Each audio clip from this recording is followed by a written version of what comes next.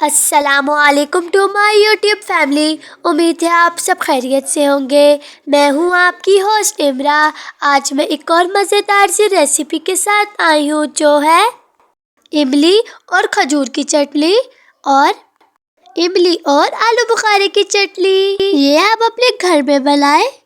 Ramzan special recipe आज की हमारी। एक दफ़ा बनाएंगे तो ये पूरे रमज़ान इजली चल जाएगी और आप बेफिक्र होकर रमज़ान गुजारेंगे। तो अगर आप बेफिक्र होकर रमज़ान गुजारना चाहते हैं तो मेरी वीडियो को एंड तक ज़रूर देखिएगा। बहुत ही ज़्यादा इजी रेसिपी आज की हमारी।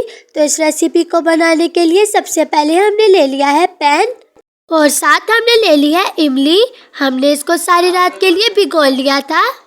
ये जो इमली है ये हमने 1 पाव ले ली है सारी रात भिगोने के लिए। अभी हम इसका पल्प अलग कर लेंगे, इसे स्टेन करेंगे हम और इसे अब हम फ्लेम ऑन करके चूल्हे पे रख लेंगे। और अब हम इसमें ऐड कर लेते हैं 1 पाव आलू बुखारा।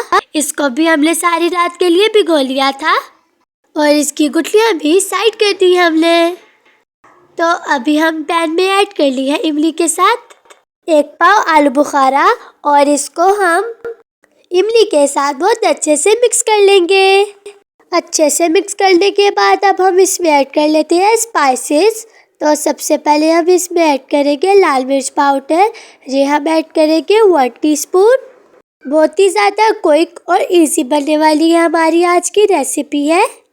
तो अब हम इसमें ऐड कर लेते हैं नमक। ये हम इसमें ऐड करेंगे 1/4 स्पून। और आप इस रेसिपी को अपने घर में भी इजीली बना सकते हैं। ये सारे घर के इंग्रेडिएंट से बनी है। और अब हम इसमें ऐड कर लेते हैं सौंफ और ये हम इसमें ऐड करेंगे 1 स्पून। और अब सॉल्ट, रेड चिली पाउडर और सौंफ को हम अच्छे से मिक्स कर लेंगे। अच्छे से हम इसको 5 से 6 मिनट तक। अभी जो हमने इसमें स्पाइसेस ऐड किए थे सॉल्ट, रेड चिली पाउडर और सौंफ को इमली और आलू बुखारे के साथ अच्छे से मिक्स करते रहेंगे। और अब इसे ठंडा करने के लिए हम छोड़ देंगे। जैसे ही ठंडा हो जाएगा तो हम इसे ब्लेंड कर लेंगे। तो अब हम इसे ब्लेंड कर रहे हैं इमली और आलू बुखारे को।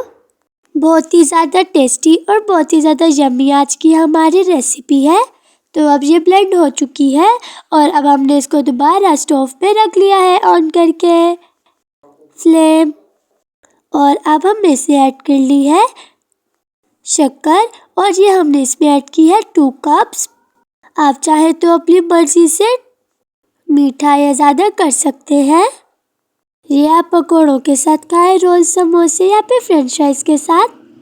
और स्पेशली चना चाट और दही भल्ले के ऊपर भी डाल के खाते हैं। बहुत ही ज़्यादा ये मेन चीज़ होती है हमारी रमज़ान की।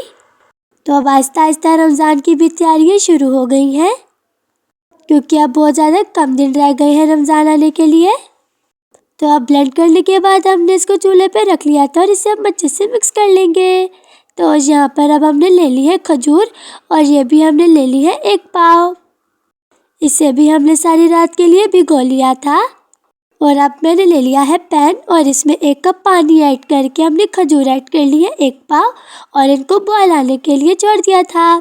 तो अब ये अच्छे से बॉयल हो चुकी है हमारी खजूर और अब हम इसको ब्लेंडर में डालकर अच्छे से ब्लेंड कर लेते हैं। तो ये जब हमारी खजूर है ये भी अच्छे से अब ब्लेंड हो चुकी है और अब इसको हम पैन में निकाल लेंगे। और यहाँ पर अब मैंने ले लिए इमली। इसे भी मैंने रात के लिए भिगो लिया था सारी रात के लिए और ये भी हमने 1 पाव ले ली है। स्ट्रेनर से हम इसे स्ट्रेन करेंगे और इसका पल्प हम निकालेंगे पैन में। फिर उसके बाद हम यही सारा प्रोसेस करेंगे। इसमें सौंफ ऐड करेंगे 1 चम्मच। नमक हम इसमें ऐड करेंगे 1/4 स्पून।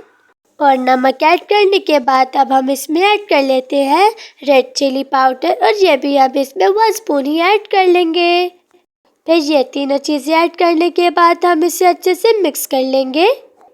और अब हम इसमें ऐड कर लेते हैं शक्कर और ये हम इसमें ऐड करेंगे 2 कप्स। यही बात है कि आप जितना इसको मीठा रखना चाहते हैं उतना ही रखें। और ये साथ हमने इसमें ऐड कर लिए 4 मगज़। इससे इसके टेस्ट में और भी ज़्यादा इजाफा हो जाएगा और बहुत ही ज़्यादा टेस्टी बनेगी। तो अब हम इसको बहुत अच्छे से अब मिक्स कर लेते हैं। जितने अच्छे से मिक्स करेंगे उतनी ही अच्छी हमारी चटनी भी रेडी हो जाएगी। तो अब देखिए इस पर बॉयल भी आ चुका है और बहुत ज़्यादा अच्छी खुशबू भी आ रही है।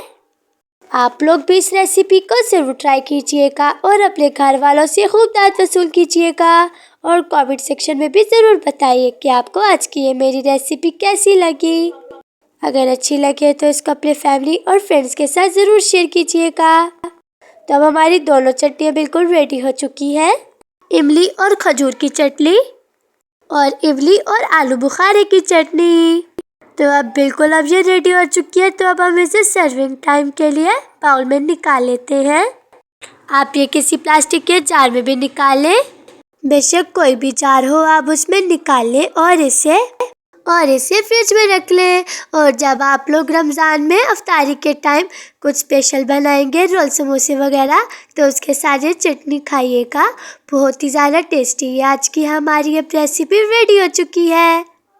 तो लीजिए मज़ेदार सी आज की हमारी रेसिपी तैयार है। अब आप भी चलिए इसे ट्राई करें और रिव्यू दें। अगर आपको आज की ये मेरी रेसिपी पसंद आई है तो मेरे चैनल को लाइक, शेयर, सब्सक्राइब और कमेंट कर मेरी हौसला अफजाई करें। अल्लाह हाफिज़।